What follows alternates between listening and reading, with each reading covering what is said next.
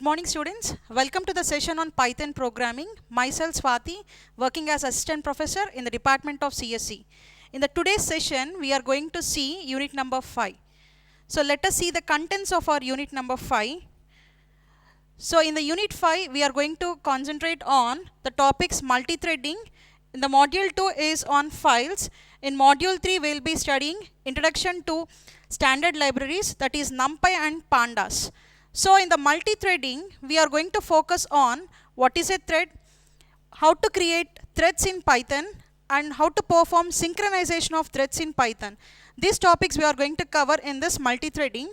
And in files, we are going to focus on what is a file, how to create a file, how to open file, how to close, and how to create CSV files.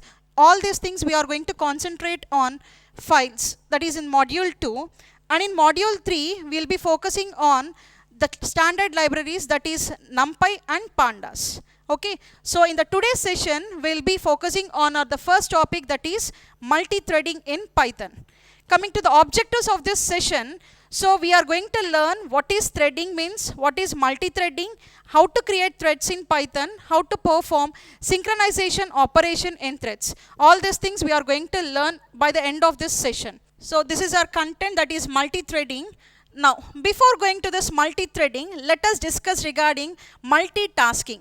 Now, what is meant by task means? Task is nothing but process, doing something, right? So, doing processing is called as task. So, doing some calculation or doing process, nothing but is called as a task, okay? So, what is this multitasking? So, before going to this multitasking, let us discuss regarding what is single task means. Let us consider you are going to a lab. In the laboratory session, you are going to write some programs. So how we are going to write? First, we will be typing some program. Then after typing the program, we are going to execute that program. So for example, we are going to write a program which is of 100 lines. So what you will do? So we are going to type those 100 lines. Let us consider we had taken some 5 minutes of time to type those 100 lines. During this time, what our processor is going to do? Your processor will be in idle condition, right? So during that 5 minutes of time, your processor is in idle condition. Whenever you are executing the program, your processor will execute that particular process, right? So in the single tasking environment, what is happening is, so processor will be in, most of the time will be in idle condition when you are doing execution of the program step by step here. So after execution, so generally when you are writing the program, so your processor is not going to do anything. Yes, so after of the program, whenever you are doing execution of the program, your processor will perform the task. So that will be calling as single tasking environment.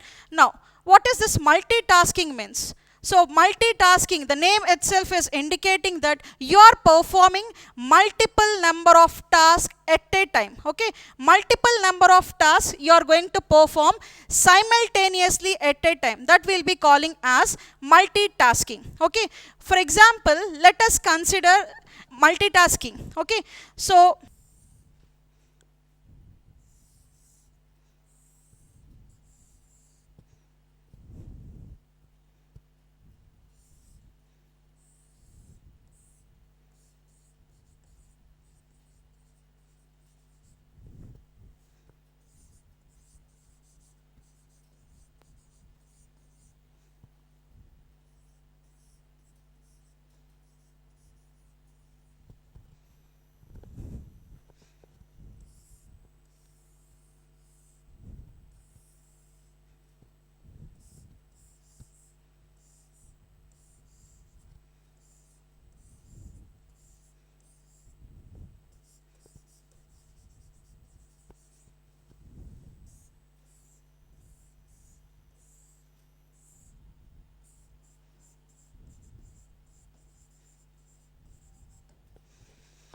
let us see what is this multitasking means. This is the example of your single tasking. So that means here we are having sequence of jobs. So at a time you can perform only one job. Single tasking. Now what is the problem with this single tasking? Because of this, most of the time your processor will be in idle condition. Okay. Now to overcome that, generally we'll be going for this multitasking mechanism. Now for example, see here. I had taken 4 jobs. Okay, let us consider 4 jobs are T1, T2, T3 and T4. So there are 4 jobs and I have to execute these 4 jobs. So I am going to choose here multitasking environment. So okay, that means multitasking means simultaneously you are going to execute all the 4 tasks. Okay, now so let us consider your processor is given with 4 tasks. So task number 1, I am going to allocate a 3 seconds of time in order to execute task 1. After executing this task 1, so after the next 3 seconds, processor will try to execute task number 2. Again after 3 seconds, your processor is going to execute task 3. Again after 3 seconds, processor is going to execute task number 4. Okay, so that means, so when you are executing task 1, after 3 seconds, processor will momentarily move to second task, that is task number 2. Again after 3 seconds, even the process is not completed, it moves to the next task. Okay, now what, so now you will be getting a doubt, that is your processor is not, instead of completing the task, your processor is moving to the next task, right? So processor is not completing the task and processor is moving to the next task, right? So now what happens? Processor is not finishing the task. I am saying it is moving to the next task, right? Now if it is moving to the next task, so whatever the task that it has completed so far is going to be stored in temporary location. Okay, this task, whatever the thing it has completed, you are going to store in some temporary location. Whenever the time comes to again to task 1, from the temporary location it is going to take the value and again it is going to perform the task. Okay, so T1 has taken here 3 seconds of time. After that completion of the task, it is moving to T2. Then after completion of this, it is going to 3T. And again after completion of this task, it is going to T4. After T4 turn is also over, it is moving to this thing. So we already know, if you are executing in this fashion, we'll be calling it as a round robin mechanism.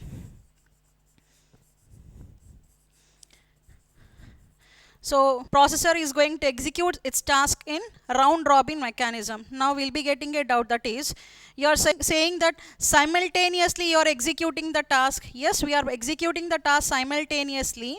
So every time, at each and every point of time, any task is going to be executed. T1 will be executed, followed with T2, followed with T3, followed with T4. Okay, at any instant of time, at least one task is going to be executed here in this environment. Okay, if I perform execution of T1 task, and let us consider I had taken some 3 seconds of time and my operation has not been finished. If my operation is not finished, I am going to allocate, I am going to place this in some temporary locations.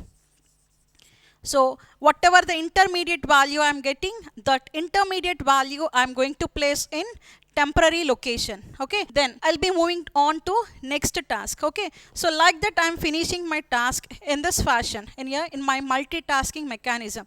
So multiple tasks I am going to execute simultaneously, I am saying. But here you are not doing multiple tasks simultaneously. But it is creating an illusion to the user that at each point of time, a user is going to think that my task is going to be executed. Okay. So if you want to achieve really multitasking mechanism, we have to go for multiple processors. So through the single processor, we won't get any multitasking mechanism, but it creates an illusion to us that we are executing here multiple tasks. So because of this, processor is utilizing the time effectively in this multitasking environment. Okay, now let us go to the next thing. So this is your multitasking. Now this is your multitasking. Now, coming to the types of multitasking, you are having two different types of multitasking. One is your process based multitasking, and second one is your thread based multitasking. Now we'll see what is process based multitasking and what is thread based multitasking means. Okay, so process based multitasking, that means generally your operating system will look into this process based multitasking. That means you're having different number of operations, and for example, process based multitasking, coming to the example of this process based multitasking. So I'm going to run a Python program in my IDE. I'm working with my Python IDE. At the same time, I'm downloading some file. Okay, at the same instant of time, I want to listen the songs. Okay, so these three tasks I'm going to perform at the same instant of time. Okay, if I am doing this type of operation, and this type of operations generally will be taken care by operating systems, and this comes under your process based multitasking. Okay, so process based multitasking means you will be having different kind of operations. Okay, there is no connectivity between any operation.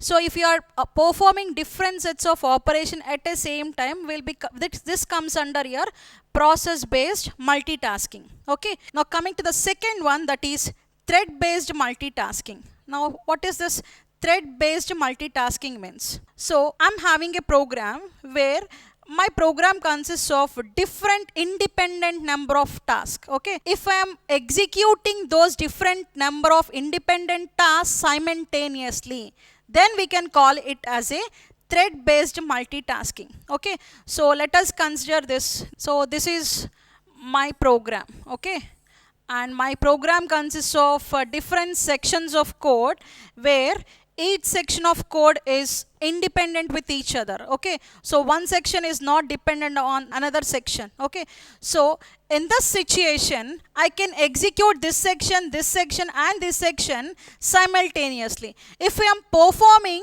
this particular mechanism, if I am using this particular mechanism, I am calling it as thread based multitasking. Okay, I am saying that each section of code I'm considering it as a one thread. Okay, each section of code I'm considering as one thread here. Okay, that process will be calling as thread based multitasking. So for example, see here, I had opened a notepad. It is one operation. Here I am performing some calculation. Here I am performing some operation. In the same time, I am going to perform some search operation in my Google. So these all tasks are different tasks, and all these tasks I am trying to do in simultaneously, and this comes under your process based multitasking. And see here, I want to open an SBI application. Okay, I am going to log on to SBI application, right?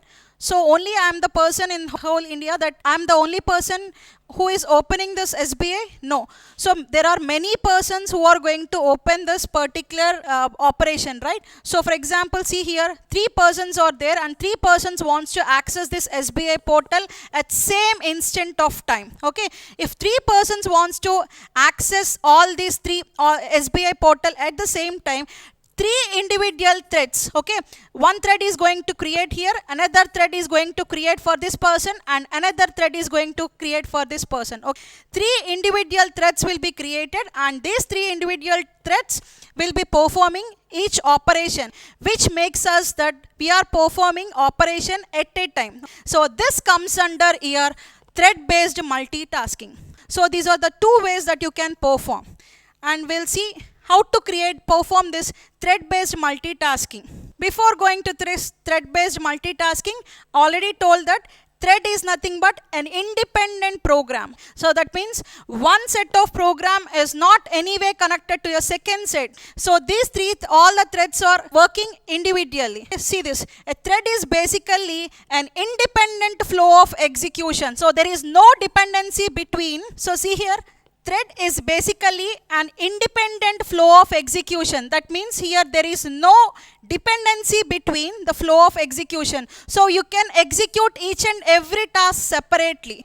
So, and it consists of multiple threads, and each thread in a program performs a particular task. So there is no connectivity between any of the thread, and each is going to perform a separate individual task. So that will be calling as a thread.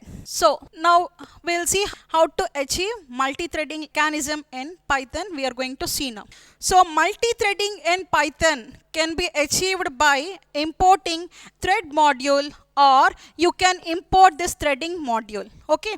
So if you are using Python 2, you can import thread module, and if you are using Python 3, threading module is there in. So this thread module of Python 2 is renamed with underscore thread in Python 3. If you want to use thread module of Python 2 in Python 3, it is renamed with underscore thread. The module thread, if you are using thread module, it is going to consider as a function.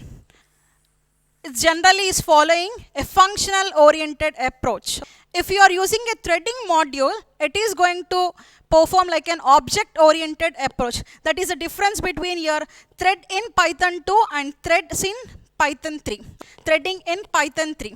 So in this Python 3, threading is an object oriented way, whereas thread comes under a functional oriented way. Now, how to tell this threading module? So how we are going to tell this threading module means by importing threading. So you have to import threading from threading module. So always if you want to work with threads in Python, always you have to import threading module. So this is the way we have to perform importing of threading modules in Python. So we'll be seeing what are the methods that were present in threading module. The first one is threading.activeCount. This threading.activeCount, the name itself is indicating it is going to return you number of threads which were active at that particular instant of time. Return number of threads which are active at that particular time. The next one is threading.currentThread. This current thread module is going to return you what is the thread that is currently being executed. Threading.enumerated. It is going to give you list of all thread objects that are currently active. So this is about methods in your Python module, threading module. And coming to methods that are provided by threading module, the first method is run method. The run method is an entry point for all your threads. Okay, if you want to execute your thread, first method that is going to be executed is run. Next one is start method. Start method starts a thread by calling the run method. Okay, whenever you want to start your thread with your object that has been created, you have to go to the start method. Then join method. Join method is going to wait. So till the operation of thread is being completed, join method won't accept any other thread to be executed. For example, if I am having T1 and T2, I am executing T1 thread. So if I want to execute T2 thread, and if I use join method for the T1 thread, till the execution of T1 thread is completed, T2 thread won't perform its operation. Next, isAlive method. IsAlive method checks whether a thread is still existing or not. So whether thread is live or not, to know that we will be using isAlive method. Next one is getName. To know what thread is you are using, to know that we can use the method getName. And setName. SetName method is used for naming a thread. Okay, if you want to name a thread, you can go for this setName method. These are the various methods that we are having in this threading module. Next, the most important one, that is your main thread in Python.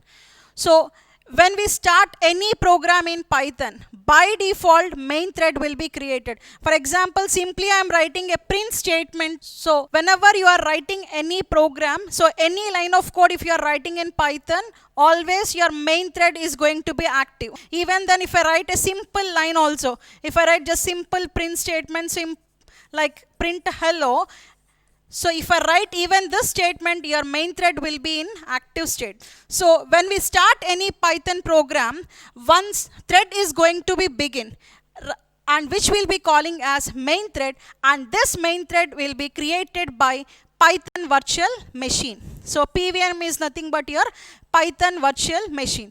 So whenever you are writing a program, always you are going to create a new thread. That thread will be calling as main thread.